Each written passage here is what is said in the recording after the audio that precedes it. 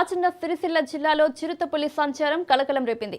కోనరావుపేట మండలం గొల్లపల్లి తండా, వట్టిమల్ల, గోవిందరావుపేట తండాల ప్రాంతాల్లో చిరుతపులి తిరుగుతుండటంతో స్థానికులు భయాందోళనకు గురవుతున్నారు. గొర్రెల కాపర్లకు చిరుతపులి కనపడడంతో అటవీశాఖ అధికారులకు సమాచారం ఇచ్చారు. గ్రామస్తుల సమాచారంతో ప్రాంతాన్ని పరిశీలించిన అటవీశాఖ అధికారులు చిరుతపులి కాలి ముద్రలను గుర్తించారు. రైతులు, గ్రామస్తులు ఒంటరిగా వెళ్లవద్దని అధికారులు హెచ్చరించారు. కుక్కని ఎత్తుకోబోతుండే లేకపోతే కుక్కని कुक्कन यूज तो मर जाएगा तो तुम्हारे की तकलीफ हो, ठीक है ना? नहीं करना तुम्हारे को आप लोग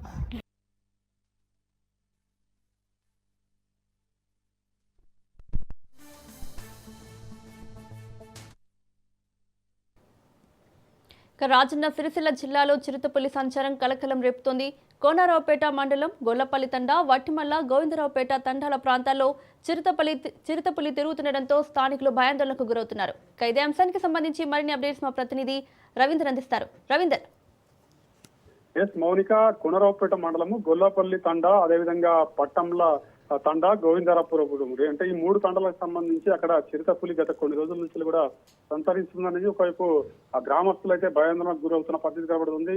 ఈ రోజు ఉదయం కూడా వాళ్ళకు గొర్రెల కాపర్లకు కనబడని కోణంలో కూడా వాళ్ళు ఫారెస్ట్ అధికారులకు కూడా సమాచారం అందించడం జరిగింది. ఫారెస్ట్ అధికారులు వచ్చి చిరుతపులికి సంబంధించిన ఫుట్ మార్క్స్ ను కూడా గుర్తించడం జరిగింది. చిరుతపులి సంచారం జరుగుతుంది వాస్తవమే అని కూడా వాళ్ళు నిర్ధారణ చేయడం జరిగింది.